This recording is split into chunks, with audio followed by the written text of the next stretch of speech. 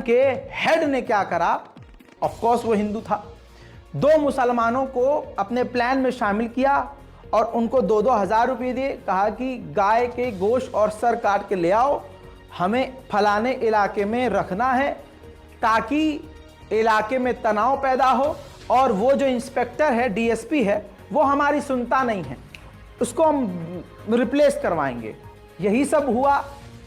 गाय का गोश्त कटवाया गया, अपनी मां को कटवाया हिंदू संगठन बजरंग दल ने, और फिर पुलिस प्रशासन के खिलाफ, मुसलमानों के खिलाफ बयानबाजी करी, रैली निकाली। पुलिस प्रशासन ने भाई साहब बहुत सटीकता से काम किया, क्योंकि सटीकता से काम इसलिए किया क्योंकि इसमें पुलिस का नाम लिया जा रहा था, डीएसपी साहब को हटाने की बात की जा रही थी। इसलिए प्रशासन ने जब अपने ऊपर कीचड़ आता देखा, तब जाकर ईमानदारी से काम किया, तब जाकर यह क्लियर हुआ, जांच में पाया गया कि यह बजरंग दल ने ही गाय कटवाई थी। अब जब बजरंग दल नंगा हो गया तो बजरंग दल के लोगों को जब गिरफ्तार किया, कुछ लोगों को गिरफ्तार किया, तो उन अपनी मां के कातिलों को ही बचाने के लिए ही हिंदू संगठन और हिंदू लोग, बजरंग दल के लोग सड़क पर उतर आए। होना क्या चाहिए, अगर ये अपनी मां के इतने पुजारी हैं और गौ माता के इतने चाहने वाले हैं, तो इनको तो ये कहना चाहिए था ये तो गद्दार है, हमारे बीच का बजरंग दल का अध्यक्ष होकर खुद गाय कटवा रहा है। लेकिन नहीं, ये उनके समर्थन में उतर आए कि उनको जेल से रिहा करो, और इतना पगला गए कि ऑन कैमरा, ऑन स्टेज कह दिया कि पूरे प्रशासन को फूंक देंगे। जहां पूरे प्रशासन को जलाने मिटाने तक की बात कर दी, लेकिन प्रशासन की इतनी हिम्मत नहीं कि इस हेट स्पीच पर भी इनको गिरफ्तार कर ले। क्यों? क्योंकि गिरफ्तार तो अजहरी साहब होंगे, मुफ्ती अजहरी साहब, क्योंकि ये मुसलमान हैं और ये हिंदू। सुनिए इसका बयान। एक बात स्पष्ट कहता हूं, मेरी कान खोल के सुन लेना, हम इस अपने कार्यकर्ता को निर्दोष मुक्त करा करके लेकर के जाएंगे। कितना दम है पुलिस तुम्हारे अंदर, तुम रोक सको तो रोक लो, पूरा थाना सस्पेंड होगा, स्पष्ट मांग है मेरी। और ये कप्तान साहब जो है, इस पूरे प्रशासन के खिलाफ एक सीबीआई इंक्वायरी कराएंगे। तत्काल मांग है, पूरा थाना सस्पेंड होना चाहिए और उसके बाद गिरफ्तार करके जेल में डाल देना चाहिए। पूरे थाने को कहता हूँ, जिस थाने ने ऐसा गौभक्तों पर अपराध करा है वो जेल जाना चाहिए, तत्काल निलंबित होना चाहिए। मेरी स्पष्ट मांग है। इस केस के अंदर जिस गौभक्त के ऊपर एक केस लगाया है, उसे तत्काल निर्दोष मुक्त करके मेरे साथ भेज देना चाहिए। यदि अगर नहीं भेजा तो निश्चित समझ लो, हम इसके आगे, यह भी हमारा पहला कदम है, ये कल को पूरे प्रांत में होगा, परसों को पूरे देश में होगा। एफआईआर नहीं होगी, लेकिन इन पर गिरफ्तारी नहीं होगी। लगातार मुसलमानों के खिलाफ आपत्तिजनक और हेट स्पीच चल रही है, लेकिन प्रशासन की हिम्मत नहीं है कि इनको गिरफ्तार किया जाए। एक और आपत्तिजनक विवादित बयान दिया है इस बाबा ने, गोविंद देवगिरी इसका नाम है, बोलता है कि अयोध्या के बाद अगर काशी और मथुरा शांतिपूर्वक मुक्त हो जाता है, अगर मुसलमान छोड़ देते हैं, तो हिंदू समुदाय विदेशी आक्रमणकारियों द्वारा नष्ट किए गए दूसरे मंदिरों को भूल जाएंगे। यानी ये कह रहे हैं, धमकी दे रहे हैं कि काशी मथुरा को छोड़ दो, दूसरी मस्जिदों के पीछे नहीं जाएंगे हिंदू। विदेशी हमलों में 3500 हिंदू मंदिर तोड़े गए थे। राम जन्मभूमि तीर्थ क्षेत्र के गोविंद देवगिरी महाराज का बयान। काहे का महाराज? काहे का महाराज भाई? देश को तोड़ने की बात कर रहा है अगला इंसान। आप समझ रहे हैं किस तरह की धमकी है? खुली धमकी कि देखो, अगर तुम ये और ये मस्जिद छोड़ दोगे तो हम दूसरे मस्जिदों के पीछे नहीं जाएंगे। इसका मतलब पूरी प्लानिंग करके जानबूझकर हमारी मस्जिदों पर केस किया जा रहा है, ताकि हम डर के मारे इसको बचाने के लिए इसको छोड़ दें। गेम समझ में आ रहा है आपको? इन तमाम मस्जिदों को बचाने के लिए हम सोचे कि यार इस पे तो हो गया है, ऐसा ना हो इस पर हो जाए, तो चलो इसको छोड़ देते हैं। इस तरह की धमकी दी जा रही है। सोशल मीडिया पर धमकियां मौजूद है। न्यूज 24 से लेकर कुछ और अखबार इसको रिपोर्ट कर रहे हैं, लेकिन मजाल है प्रशासन गिरफ्तार करे और प्रशासन और न्यायपालिका इसको हेट स्पीच माने। वो तो भाई साहब मौलाना मुफ्ती अजहरी साहब पर लगेगा ना। एटीएस हो, सिक्योरिटी हो, बड़ी बड़ी जांच एजेंसियां हो, वो तो सिर्फ अजहरी साहब के खिलाफ हैं, मुसलमान के खिलाफ हैं, इनके खिलाफ थोड़े ही ना। मेरे दोस्तों, इसके अलावा सुरेश चक्रवाणे के फैंस के लिए मैं ताली बजाना चाहूंगा, क्योंकि वो बिंदास बोल ऐसे दिखवाता है। देखिए तो सही। नमस्कार, मैं हूं सुरेश चौहान के और आप देख रहे हैं बिंदास बोल। तू समझा? हाँ। नहीं, तू समझा नहीं। उधर गुजरात पुलिस कितनी सतर्कता दिखा रही है। मुंबई से उठाकर ले गई अजहरी साहब को। वही अभी 1 महीने के भीतर भीतर का मामला कि गुजरात में खड़े होकर गुजराती भाषा में ही गुजरात के हिंदू संगठन असदुद्दीन ओवैसी की जबान काट कर देने पर 11 लाख का इनाम रखे थे और सोशल मीडिया पर खुद ऐलान किए थे। लेकिन उस वक्त गुजरात की पुलिस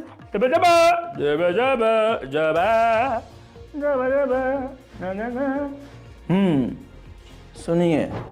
जय श्री राम, जय महाकाल। प्रतीक भट्ट, हिंदू सेना गुजरात अध्यक्ष।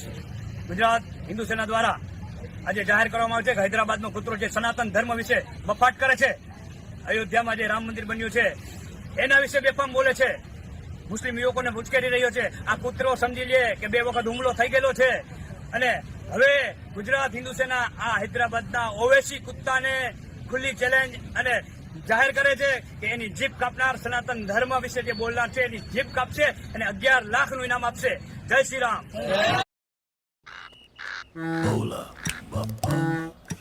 আপনি তো সেই ইয়ে না দাদা, বলুন না। सुन लिया? हाँ, यह हेट स्पीच नहीं है मेरे दोस्तों, क्योंकि ये हिंदू समुदाय के हैं, ऊपर से भगवा पहने हुए हैं, लाइसेंस है इनके पास, ऊपर से ये बीजेपी के फैन हैं, मोदी जी के फैन हैं। तो भाई गिरफ्तारी तो अजहरी साहब की होगी, ये मुल्ले की होगी। भाई साहब ये जिंदा कैसे है? पहली बात तो यही है। अजहरी साहब मुसलमान है तो एफआईआर और कंप्लेंट तो इन्हीं के खिलाफ होगी। हेट स्पीच तो यही दे सकते हैं। ये सब जो दिखा रहा हूं ये हेट स्पीच में नहीं आता। ना ना ना ना ना। अरे बाप रे, ये तो धोती खोल रहा है। भाई साहब यही होगा अंधेर नगरी चौपट राजा। समझ में आ रहा है?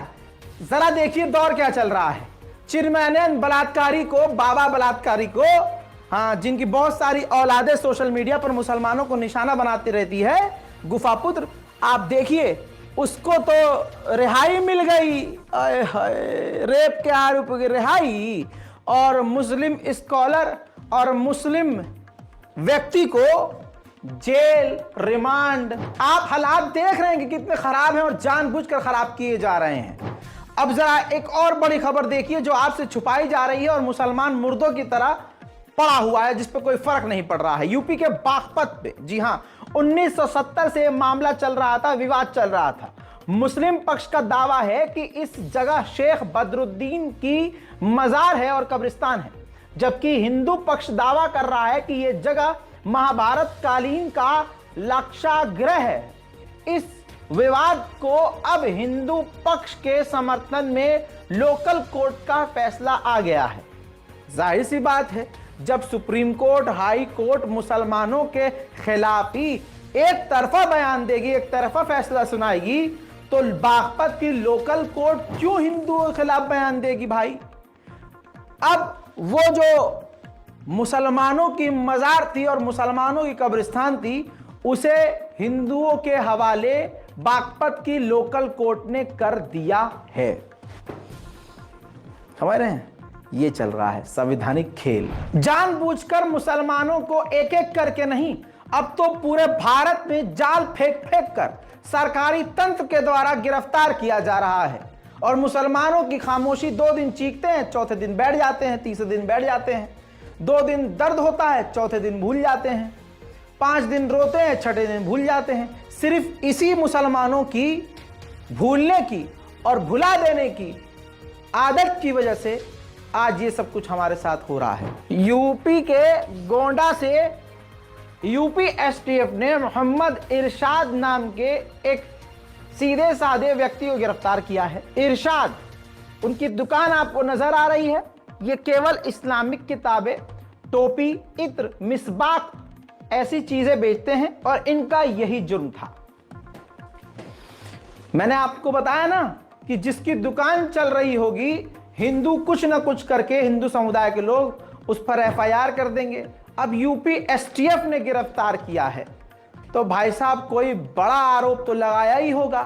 तो इस तरह से मुसलमानों को मिटाने दबाने की कोशिश की जा रही है। मेरे दोस्तों, खुल्लम खुल्ला मुसलमानों के मारने काटने का आह्वान करने वाला, हथियारों के साथ गंदे इशारे करके पत्रकारिता करने वाला तथा कथित गंदे मुंह का पत्रकार, गंदी सोच का पत्रकार सुरेश चक्रवाणे, जिसने कल ही अपने वीडियो के माध्यम के जरिए उसने मुफ्ती साहब के चेहरे को एडिट करके, यह कानूनी अपराध है कि किसी के चेहरे को इस तरह से एडिट करना, सुअर के मुंह में यानी अपने खानदानी चेहरे के फोटो को उन्हीं मुफ्ती के मुंह पर चिपका कर इसने खूब आपत्तिजनक बातें कही, लेकिन इसके खिलाफ कोई एफआईआर नहीं हुई। मैं फिर से कह रहा हूं, इसमें उनकी और प्रशासन की क्या गलती है? गलती खुद मुसलमानों की है। अजहरी साहब के बड़े बड़े फैन बनते हैं, लेकिन किसी की इतनी हिम्मत नहीं हुई कि इसके ऊपर कोई एफआईआर करे। खैर क्या कहें, अपने अपने ईमान के साथ कब्र में जाना है।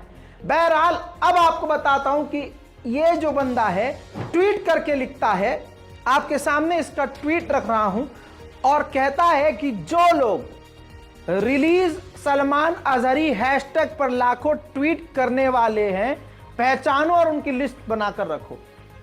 यह खुली धमकी दे रहा है कि यह उनका कत्ल करवाएगा, उनकी मॉब लिंचिंग करवाएगा, एक एक करके उनमें से लोगों को गिरफ्तार करवाएगा। अब दिल्ली पुलिस हो, मुंबई पुलिस हो, यूपी पुलिस हो, हमारी एसटीएफ हो, प्रशासन हो, उनको यह क्या नजर नहीं आ रहा है? आ रहा है, लेकिन ये सारे प्रशासन उन्हीं के इशारे पर चलते हैं, ऐसा खुद इनकी खामोशी बता रही है। इनका उनके खिलाफ कार्रवाई ना करना इस बात की दलील है कि सब एक ही पाले में है। मेरे दोस्तों, ये गंदे इशारे करने वाला अपने आप को पत्रकार कहता है, और इसके तमाम आपत्तिजनक वीडियोस सोशल मीडिया और इसके चैनल पर मौजूद हैं, जिस पर कोई कार्रवाई नहीं होती। मेरे दोस्तों, एफआईआर इसलिए नहीं होगी, ये तो मुसलमानों के कत्लेआम के आह्वान करता है, ऐलान करता है, 4 लाख मस्जिदों को तोड़ने की बात कर रहा है, कम्युनल हार्मोनी बिगाड़ रहा है। सीधा सीधा इस पर केस होना चाहिए, लेकिन पता है क्यों नहीं होगा? क्योंकि वो सब एक ही पाले के हैं। एफआईआर होगा तो मुफ्ती अजहरी, सलमान अजहरी साहब के ऊपर होगा, मुसलमान के ऊपर एफआईआर होगा। अजहरी साहब ने सिर्फ इतना कह दिया कि कुत्तों का वक्त है, हमारा दौर आएगा। कौन रहा है? अरे भौंकने की आवाज आ रही है यार कमेंट सेक्शन में। कौन भौंक रहा है यार?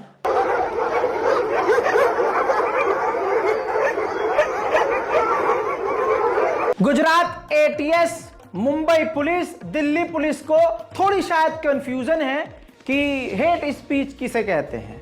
आइए मैं आपको हेट स्पीच का लाइव एग्जांपल दिखाता हूं, और एक बार फिर से मुसलमानों से यही कहूंगा कि जितनी शिद्दत से तुम अपने सगे भाई की जमीन हड़पने के लिए लड़ते हो, जितनी शिद्दत से तुम राह चलते एक मुसलमान की ही स्कूटी का टायर अपनी स्कूटी के टायर से जरा से टच हो जाने पर भड़कते हो, अपने आप को चेक करो कि तुम में क्या कमी है कि तुम इतने बड़े मामलों पर खामोश रह जाते हो।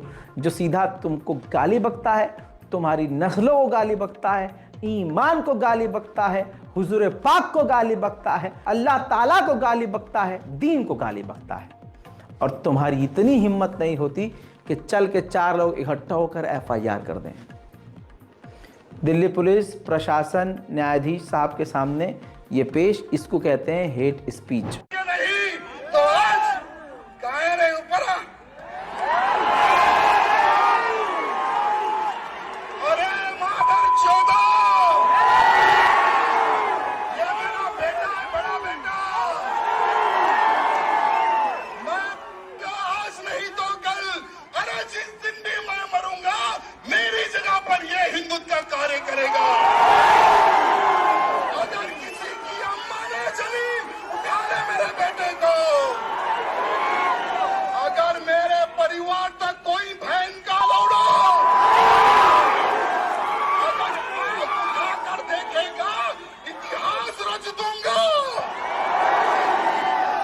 हमें नहीं पता क्या कौन कुत्ता है